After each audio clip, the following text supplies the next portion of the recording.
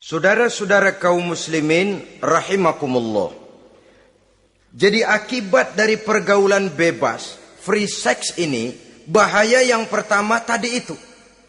Hilangnya ketentraman dalam hidup. Mungkin orang lain tidak tahu. Hansip nggak lihat. Orang tua bisa kita bohongin. Tapi ketentraman.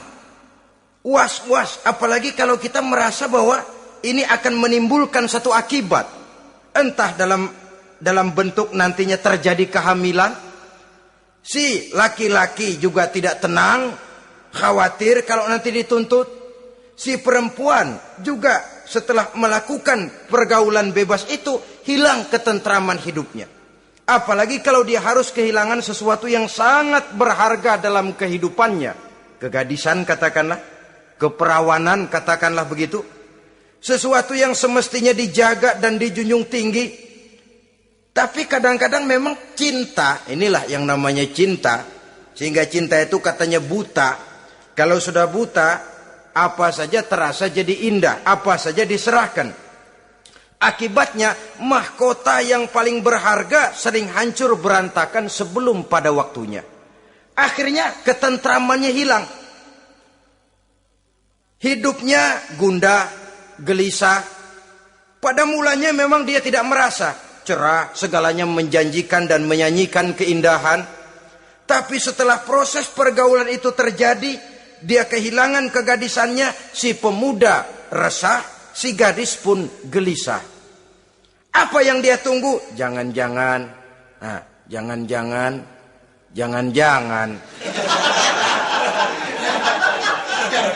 Ini biasanya tanggal segini sudah keluar, ini kok belum. Waduh, jangan-jangan. Makin merana lah dia. Tidak ada lagi ketentraman dalam hidupnya. Akibatnya kegelisahan itu lalu tumbuh dalam hidupnya. Kerjanya tiap hari hanya termanggu-manggu. Menunggu dan menunggu. Dari waktu ke waktu. Tapi yang ditunggu tak mau tahu. Akan bicara lidahnya terasa keluh. Sedang waktu terus berlalu. Hatinya terasa pilu, bagai diiris dengan sembilu. Mau keluar rasanya malu. Salah elu.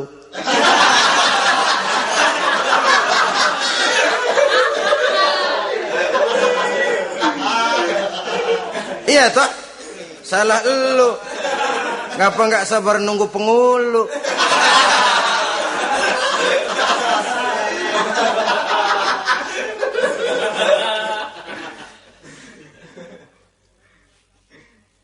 Bacalah surat-surat kabar berapa banyak sudah gadis-gadis bergelimpangan jadi korban.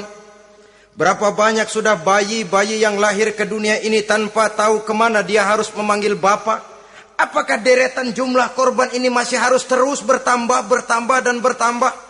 Dengan dalih modernisasi, dengan dalih kemajuan zaman, dengan dalih kebebasan pergaulan, dengan dalih emansipasi.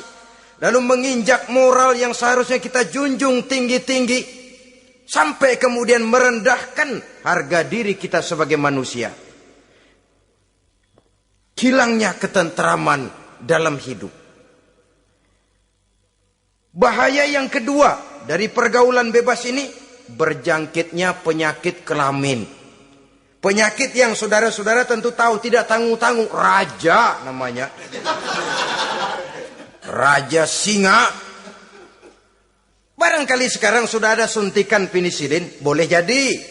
Barangkali sudah ada pil KB yang bisa mengatur saat-saat orang melakukan, saat orang bisa menstruasi, boleh jadi. Tapi alat-alat itu memang kalau disalahgunakan bisa merangsang terjadinya pergaulan bebas. Terjadinya penyakit kelamin. Pada lain segi, saudara lihat saja, sering dicontohkan. Kalau pagi-pagi PLN bikin pengumuman, nanti malam listrik akan mati total seluruh kota. Wah, tahu kita, ini nanti malam listrik bakalan mati. Pagi-pagi sudah beli baterai kita. Masukin batu baterai ke dalam baterai. Dari pagi sampai sore itu baterai kita sorotin terus. Padahal masih siang. Apa yang terjadi? Nanti maghrib datang, malam tiba, nyorot lagi. Udah soak batunya. Kenapa? Lantaran dari pagi sepanjang siang disorotin terus. Belum waktunya baterai nyempret terus. Begitu malam, udah soak, nggak terang lagi. Sama saja, kita juga begitu. Belum nikah dipakai terus. Mumpung masih siang nyorot terus baterai. Itu nanti kalau sudah malam masuk pintu pernikahan baterai bisa soak. Mau nyorot lagi lah remeng-remeng.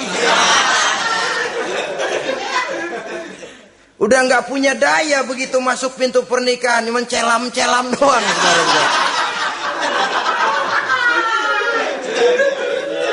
Kata orang-orang bisa assalamualaikum doang, nggak masuk, keluar lagi udah. Permisi doang. Saudara hadirin yang saya hormati, jadi itu juga termasuk satu jenis penyakit yang nantinya tentu akan merusak dan mengganggu keharmonisan hidup berumah tangga. Apalagi kalau sampai di tempat-tempat yang merupakan prostitusi umum, yang segala macam jenis bisa tumplek-blek di situ. Kita bisa bayangkan jenis penyakit-penyakit yang tumbuh di sana. Jadi dengan demikian saudara-saudara, yang kedua bahaya dari free sex ini bisa menimbulkan penyakit kelamin. Yang ketiga, mengganggu kelangsungan keturunan. Apalah dosanya anak-anak kita kalau mereka harus terlahir dengan membawa penyakit yang diwariskan oleh orang tuanya? Sudah kita ini bersalah, kesalahan itu terus diteruskan oleh anak kita juga. Alangkah kejamnya kelangsungan daripada keturunan. Sehingga dengan demikian saudara-saudara, kalau Islam memberikan pintu legitimasi lewat aturan yang disebut pernikahan atau perkawinan, maka itu memang untuk kepentingan dari kemanfaatan manusia itu sendiri. Penyakit yang keempat dari bahaya free sex ini, kita tahu bahwa seks memperturutkan nafsu seks itu sama dengan bayi. Bayi kalau nggak disapi, saudara-saudara, disapih ya, diberhentiin nyusu, itu sampai SMP SMA juga ngempeng terus dia. Kadang-kadang seorang ibu kan berat, aduh anak saya mau disapih, kasihan. Terus jangan disapih, sampai SMA masih ngempeng dia. Nafsu begitu, kalau diperturutkan, tidak diblokir, ya terus dan terus. Umumnya, nggak ada orang yang nggak ketagihan kalau sudah melakukan hubungan seksual. Sehingga ada orang terlambat nikah, ketika ditanya, bagaimana kamu nikah? Nyesel. Nyesel kenapa? Kalau tahu enak dari dulu aja.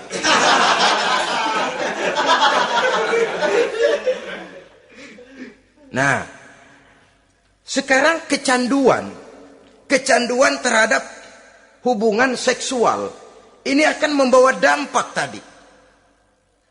Pertama, dia lari ke tempat prostitusi. Kalau ada uang. Andai kata pun dia kaya, ini jelas mengganggu ekonomi rumah tangganya.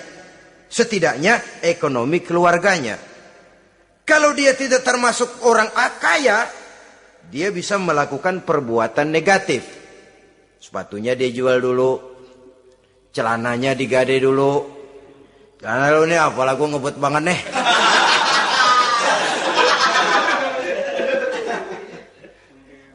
Itu sudah mengarah kepada ekonomi. Belum lagi penyakit yang kelima, bahwa free sex ini bisa membawa kehancuran karier. Saudara lihat ya, walaupun tidak karena free sex sepenuhnya, tapi pengaruhnya.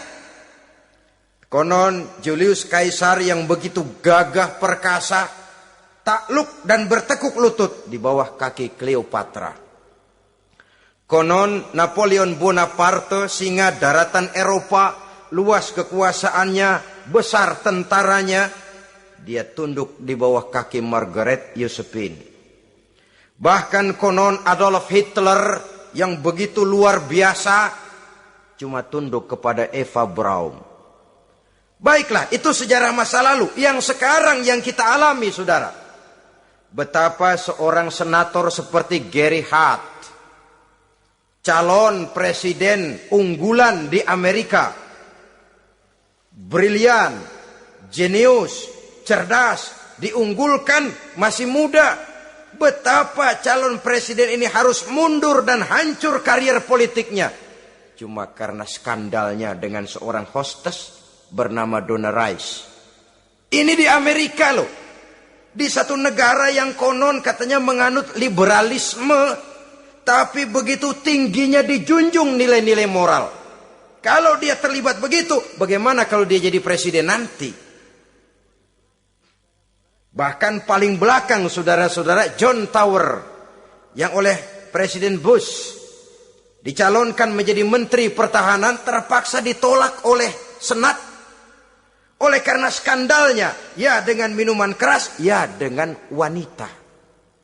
Saya katakan lagi, ini di negara yang kita katakan, kita tuding sebagai negara liberal. Di negara yang menganut mudah-mudinya pergaulan bebas, entah nilai moral dituntut sedemikian luhur. Sehingga seorang bisa mengundurkan diri dari calon presiden karena terlibat skandal. Di Inggris pernah juga kejadian, di Italia pernah juga kejadian seorang Perdana Menteri terlibat skandal dengan seorang pramugari pesawat udara. Sampai kemudian dia dan seluruh kabinetnya membubarkan diri. Kehancuran karier. Karena bagaimanapun lemahnya wanita, perempuan sekalipun lemah, saudara-saudara, lelaki yang bagaimana gedenya juga dia telan. Itu namanya perempuan, saudara-saudara. Seseorang bisa bangkit ke panggung sejarah memegang peranan. Dari yang tidak pernah diperhitungkan bisa menjadi kekuatan yang diperhitungkan pun karena perempuan. Tapi seorang pun bisa ambles di telan perut sejarah juga karena perempuan. Kehancuran karier. Sebab pangkat yang tinggi, badan yang sehat bukan merupakan jaminan bahwa seseorang akan mampu menghadapi bujuk rayu dari seorang perempuan.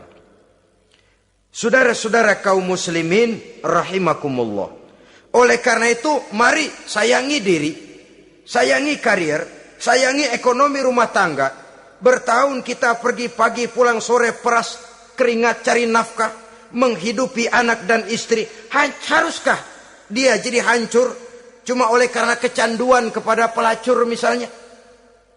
Memang yang namanya pelacur tentu saja memikat, mempedaya, mempesona. Saudara-saudara kaum muslimin rahimakumullah. Karena apa? Karena yang dicari uang, mereka toh dagang. Taktik orang dagang tentu harus mampu memikat pembeli. Jangan lalu merasa senang. Waduh, nih malam mujur banget nih. Ngapa? Dapat yang baik banget sama gue. Waduh, ramah lagi orangnya. Udah endah aja udah. Ya wajar saja namanya orang dagang. Sehingga orang-orang tua dulu punya pepatah, kalau Anda termasuk orang yang jarang senyum, jangan jadi pedagang. Pedagang wanyun mulu, siapa yang betah beli? Itu kan termasuk psychology of salesman. Memang caranya orang dagang yang mesti begitu. Dia membujuk, dia merayu, dia mempedaya, dia mempesona. Jatuh kita ke kerayuannya, sulit untuk bangkit kembali. Karena itu, jangan dibiasakan. Yang sudah terlanjur, tidak ada terlambat untuk menarik diri. Adalah lebih baik kita gila dulu baru benar, daripada benar dulu baru jadi orang gila.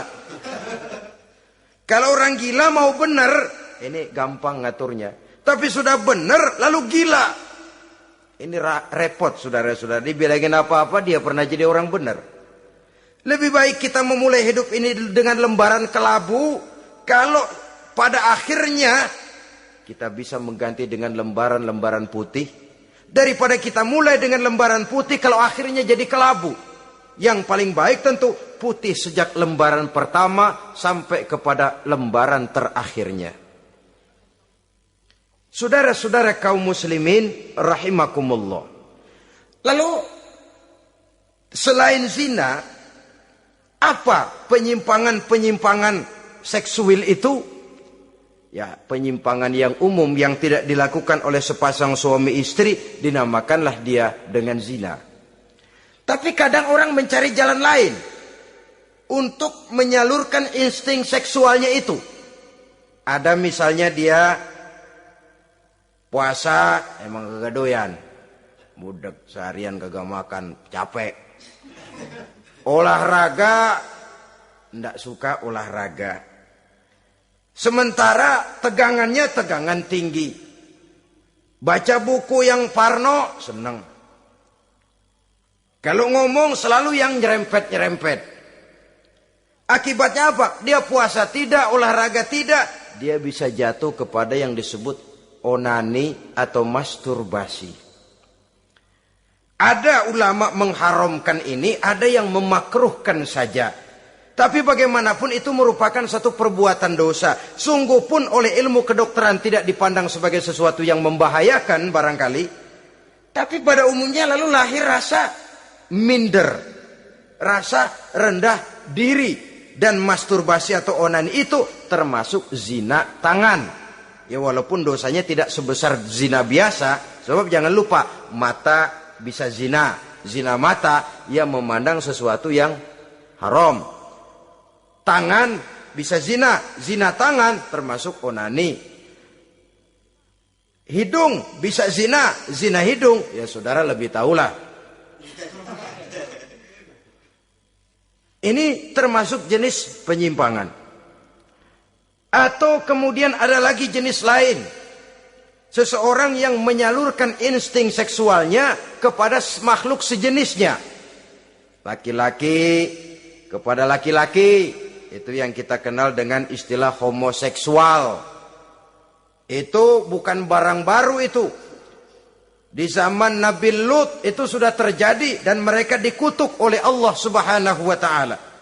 Homoseksual itu termasuk dosa besar. Sekarang ini orang malah menuntut dilindungi haknya.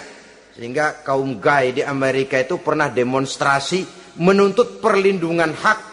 Bahkan mereka sudah tidak perlu sembunyi-sembunyi lagi. Bahkan ada yang hidup berumah tangga.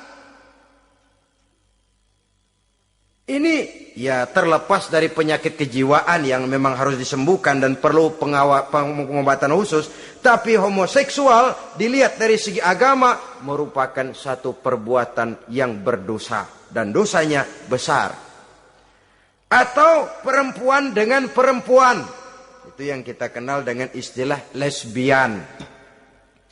Kadang-kadang karena patah hati ngelihat laki bawaannya udah gedek aja udah. Tadinya kebangatan digombalin, kebangatan percaya penuh. Habis turayuan 17 lapangan keluar semua. Akhirnya dia berhadapan dengan kenyataan yang membuat dia kecewa. Broken, benci kepada laki-laki. Ada yang bersimpati sesama jenisnya. Terjadilah pergaulan intim sesama perempuan. Itu yang kita kenal dengan istilah lesbian. Dan itu pun merupakan penyimpangan yang juga berdosa pelakunya itu. Dua. Ada penyimpangan lain yang disebut eksibisionisme. Apa itu? Seseorang memperoleh kepuasan seksual apabila dia memamerkan. Ngunjuk-ngunjukin. Ini termasuk penyakit kejiwaan. Penyakit pameran. Memamerkan auratnya kepada orang lain. Di situ dia merasakan satu kepuasan. Jangankan memamerkan ya, dalam artian memperlihatkan. Melihat begitu saja sudah bukan perbuatan yang baik, apalagi sampai memamerkan. Kemudian juga termasuk penyimpangan ini apalagi? Apa yang dinamakan dengan masochisme. Apa dia? Seseorang yang baru mendapat kepuasan seksual melalui penderitaan, penyiksaan, atau dikenal juga dengan sadisme ini. Melakukan hubungan seksual melalui penyiksaan, penghinaan, penderitaan. Di sana dia merasakan ada kepuasan seksual. Ini merupakan penyimpangan yang berbahaya. Sudah hubungan seksualnya di luar pernikahan berbahaya dan berdosa besar. Membuat orang lain menderita dan sakit, itu juga merupakan suatu perbuatan dosa. Kemudian yang kelima, apa yang disebut dengan pedofilia. Belakangan ini kita sering baca surat kabar atau majalah, ada orang tua berhubungan dengan anak kandungnya sendiri.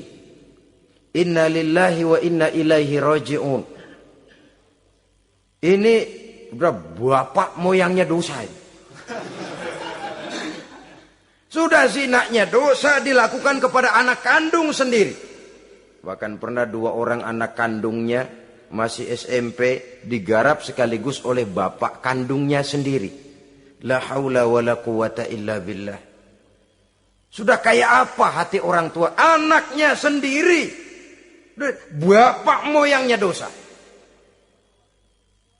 Penyimpangan seksual sampai hati seorang bapak bergaul dengan mempergauli. Bahkan kalau mempergauli barangkali mendingan memperkosa anaknya sendiri. Anak kandungnya yang dilahirkan oleh istrinya. Itu yang digarapnya. Saudara-saudara kaum muslimin rahimakumullah. Begitulah memang makin maju zaman, makin canggih teknologi, makin canggih juga kriminalitas di dalam dunia ini. Namun seperti kita maklum, polisi punya satu teori. Kejahatan bisa terjadi karena 2 faktor yang dinamakan faktor N dan K. Niat dan kesempatan. Niat ada, kesempatan tidak ada, sulit untuk berbuat jahat.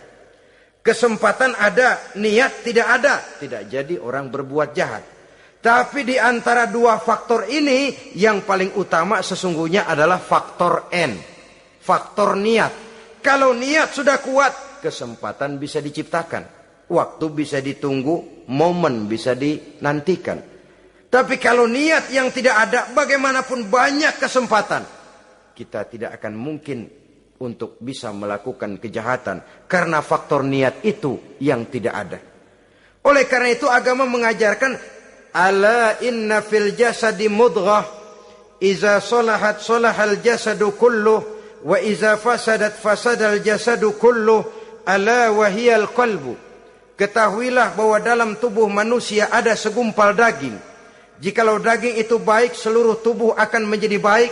Jikalau daging itu rusak, seluruh tubuh akan menjadi rusak. Ala wahiyal qalbu, ketahuilah bahwa daging itu tidak lain adalah hati. Jadi kalau tubuh manusia ibarat satu kerajaan besar, yang menjadi raja adalah hati. Seluruh anggota badan yang lain merupakan prajurit yang hanya tunduk kepada komando sang hati. Bila hati baik, seluruh anggota tubuh dan panca indera akan menjadi baik. Tapi bila hati rusak, maka seluruh anggota tubuh akan melakukan kerusakan. Tangan akan melakukan kerusakan. Kaki akan berjalan ke tempat yang rusak. Lidah akan membicarakan yang rusak. Mata akan memandang yang rusak. Telinga akan mendengar yang rusak. Dan selanjutnya karena hati memang sudah kotor. Maka bicara soal hati artinya bicara soal niat. Bicara soal niat kaitannya erat dengan faktor keimanan. Oleh karena itu di tengah kemajuan zaman kesempatan bisa diciptakan. Yang jadi kendali dan kendala utama daripada kita terjerumus melakukan kejahatan tidak lain adalah faktor iman adanya. Di kota-kota besar sekarang ini apa yang tidak tersedia? Sejak dari minuman keras sampai kepada perjudian, sampai kepada pelacuran, baik yang berterang-terangan maupun pelacuran-pelacuran yang terselubung dan terhormat. Sejak dari kelas koran sampai kelas hotel bintang 5, sejak dari kelas di pinggir lapangan sampai kelas di motel-motel mewah dan mahal. Sejak dari kelas murahan sampai kelas super VIP dan lain sebagainya. Ini seluruhnya merupakan fasilitas kehidupan yang kita harus pandai memilah dan memilih dan punya filter dalam kehidupan. Allah Subhanahu wa taala memberikan pilihan. Alam naj'al lahu 'ainaini wa lisanan wa syafatain wa hadainahu najdain. Bukankah kami ciptakan bagi manusia itu dua mata, satu lidah, dua bibir. Wa hadainahu najdain, dan kami berikan mereka petunjuk dengan dua jalan. Manusia, ini jalan kanan, ini jalan kiri.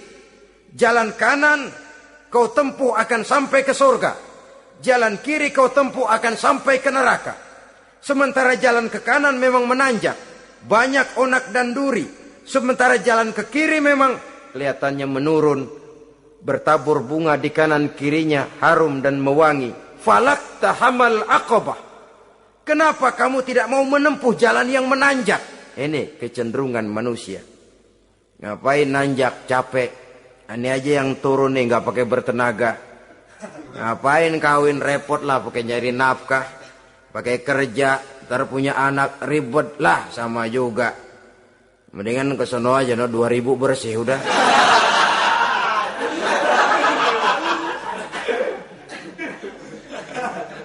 Falak tahammal aqabah. Mengapa kamu tidak mau menempuh jalan yang nampaknya menanjak ini, padahal di ujungnya menanti pancaran sinar kebahagiaan? Kau turuni jalan yang kelihatannya menurun ini, padahal di bawahnya menunggu jurang kehancuran yang sangat teramat dalam. Saudara-saudara kaum muslimin rahimakumullah. Dengan demikian, apabila Islam melarang manusia dengan larangan yang keras, jangan terjebak dalam pergaulan bebas, jangan berendam di dalam free sex, sesungguhnya adalah untuk kepentingan daripada manusia itu sendiri. Untuk martabatnya sebagai makhluk yang mulia tetap terjaga, ketenangan dan ketentraman hidupnya tetap terpelihara, jauh dari segala macam penyakit kelamin yang bisa membahayakan dirinya dan keturunannya, membawa kemantapan dan kemapanan di dalam ekonomi, dan juga jenjang karier yang dititinya, jenjang karier yang ditempuhnya. Taruh kata tidak menanjak, tapi juga tidak menurun. Sekurangnya dia bisa mempertahankan apa yang sudah diperolehnya itu. Ad-dunya mata' wa khairu mata'iha al-mar'atus salihah. Dunia ini memang kesenangan, mata', perhiasan. Dan perhiasan yang baik adalah perempuan yang soleh. Perempuan yang soleh yang tidak hanya memberikan kenikmatan jasmani, tapi juga memberikan ketentraman rohani, yang diikat dengan satu tali formal yang dinamakan dengan pernikahan atau perkawinan. Sah baik menurut agama juga menurut negara. Kita bisa menikmati kecenderungan insting seksual tadi dalam satu nada yang tenang, aman, tentram, memberikan kebahagiaan, kepuasan zahir dan batin. Tapi kalau jalan pintas yang kita tempuh, potong kompas yang kita pilih, kita lebih suka jajan, lebih suka ngeteng. Nikah kan berat, bayar mas kawin, bawa uang belanja segala macam. Iya, tapi sekaligus. Setelah itu saudara boleh pakai seumur hidup, asal masih ada napasnya masih bisa dipakai.